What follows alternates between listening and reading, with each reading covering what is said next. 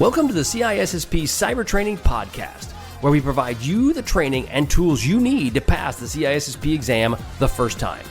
Hi, my name is Sean Gerber, and I'm your host for this action-packed, informative podcast. Join me each week as I provide the information you need to pass the CISSP exam and grow your cybersecurity knowledge. All right, let's get started.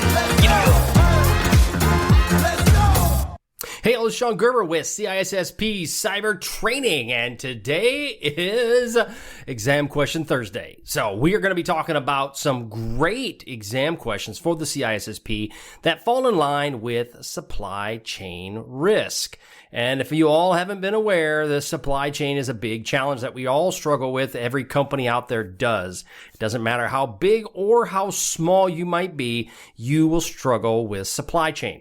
So this is going to be an area that you'll be able to see in my CISSP cyber training environment that is going to be one of the test questions. And one of the things I thought of, rather than just kind of having test questions for you that you wouldn't have, is that be able to pull the questions out of my actual site, and then you guys can video these. These will hit YouTube at some point, but you can also get them at CISSP Cyber Training and have access to them as well. But we're going to kind of go over these questions, and then from there we can talk about what the plan is. Okay, so question number, this is 16, because there's actually about 25 questions, but we're only going to be able to get to about 10 today. So, which of the following is not a key principle of supply chain risk management? Okay, so when you're dealing with supply chain risk management, what are some key principles you need to be aware of? So this is one that is not a key principle. First one is transparency. Is it or isn't it? Agility. Is that a supply chain risk management issue? Or trustworthiness? And then finally, isolation. So which one of these is not a key principle of supply chain risk management? And the answer is isolation. So the key principles of supply chain risk management do include transparency, which basically is clear visibility into the overall supply chain. Do you know what it is from soup to nuts? What part of the entire chain do you understand? Agility is the ability to adapt to a changing situation. And as we know, this world is very changing and very dynamic, so you have to have agility to be able to do that. And then finally, trustworthiness, or the reliability or integrity of these suppliers. One of the pieces that I deal with routinely is working with and trying to understand the suppliers for organizations and what are they a reliable or trustworthy organization and company. So that's things that you'll have to do as a security professional. You'll have to figure that part out. And the isolation is not a principle associated with supply chain. And in most cases, you don't want to have a supply chain that's totally isolated, because that will actually end up probably causing you more issues in the long run. Okay, so then what is the primary goal of supply chain risk management? A, to eliminate all risks from supply chains. Okay, we all know that you can't eliminate all risks. B, to minimize risks and maintain a continuity of operations. Now that would make sense. Or C, maximize profits by taking on higher risks. Now that could be the case, potentially, but you'd have to really weigh out your supply chain. And then 2, transfer risk to third-party vendors. Well, we always want to transfer some level of risk to third-party vendors, but you may not want to do all of that depending upon your business, right? So the real answer, or the correct answer, is B, to minimize risks and maintain continuity of operations. Okay, the main thing is you want to make sure that you have the ability to identify, assess, and mitigate any risks that are in your organization, to make sure that you have a good plan to deal with the impact and how you can have your supply chain uninterrupted. So to minimize risks, that's a key factor, but you're never going to get rid of them, and to maintain some level of operations and maintain that continuity of operations. That is the overall primary goal of supply chain risk management. Next question is, which of the following is an example of supply chain risk mitigation strategy? So now we're going to talk about supply chain risk mitigation. How are you going to minimize or mitigate the risks that are appropriated to the supply chain? So A is outsourcing critical operations to a single vendor. Probably not a good idea. Single vendor? No. Multiple vendors? Yeah, that probably might make sense. Relying solely on internal resources for all supply chain activities. Probably not again. Solely and all. Those are keywords you probably want to avoid. Implementing redundant suppliers for critical components. That would make sense, right? You want to have same thing we deal with disaster recovery and business continuity, is you want to have some sort of redundant systems. And then D, minimizing supplier audits and evaluations. Well, you wouldn't want to minimize those. Now, you don't want to maximize those either. You want to find that sweet balance. So when it really comes right down to it is you want to implement redundant suppliers, also known as what they call dual sourcing. And then you make sure that's in your supply chain mitigation strategy. Now, there might be some situations where you can't do that. And if you can't do that, then you need to at least discuss it, understand the risk, and what you're willing to accept. And so that's the main thing of a lot of these is that you do understand, you go into these aspects with eyes wide open, and you understand the risks the best that you possibly can. Next question, what is the purpose of conducting a supply chain risk assessment? A, to identify and evaluate potential risks in the supply chain. Okay. B, to select the most cost-effective suppliers. Not really, probably, because you're looking at risk, right? That may or may not be the right thing. Negotiate better contracts with suppliers. Maybe. Or to establish a strict control over supplier activities. It really wouldn't establish a strict control. It may help you put in place some controls, but it wouldn't help you have a strict control around that. So the real answer, or the correct answer, is the A. The purpose of conducting a supply chain risk assessment is to identify, assess, and prioritize your risks, right? We talked about earlier. And you want to make sure you have these potential risk mitigation strategies built in, and you have to identify them, but that you do that through the use of a risk assessment. Next question, what of the following is an example of a supply chain risk? So what could be a supply chain issue? A, employee turnover in the finance department. That's probably not it. B, a natural disaster causing disruption to the transportation routes. Yeah, that would be a potential supply chain risk. Regulatory changes impacting product design. Doesn't deal with supply chain. It's more of a compliance and regulatory aspect.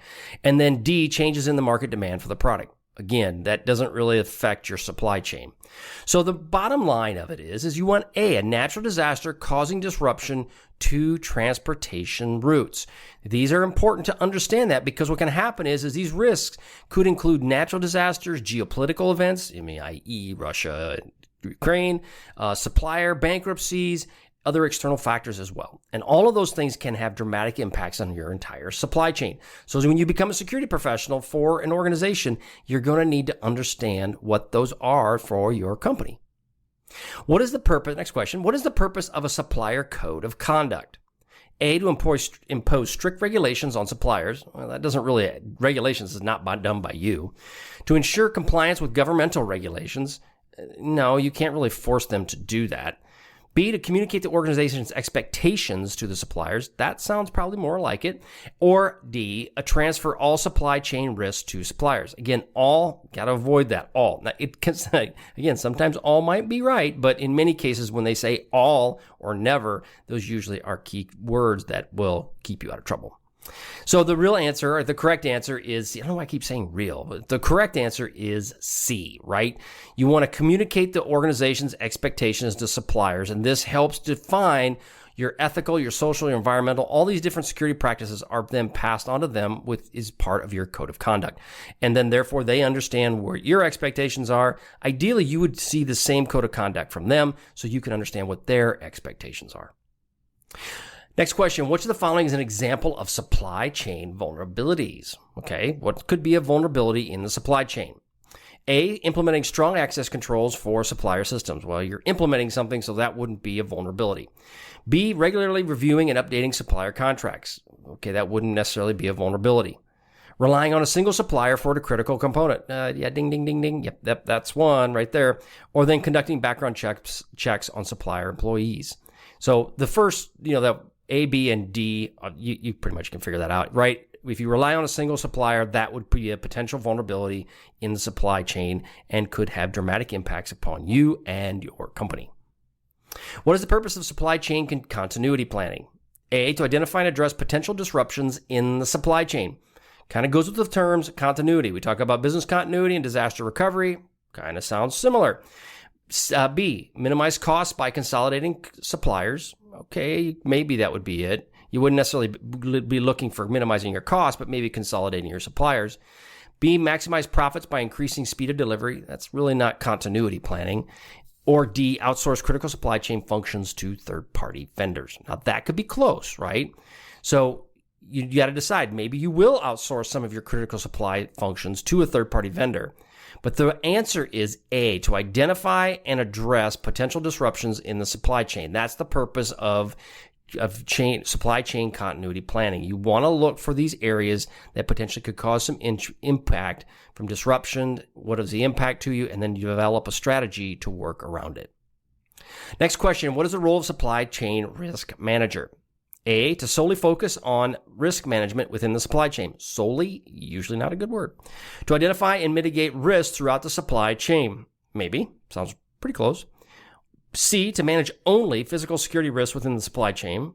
Yeah, no, that's only and not and only physical security. That's not right.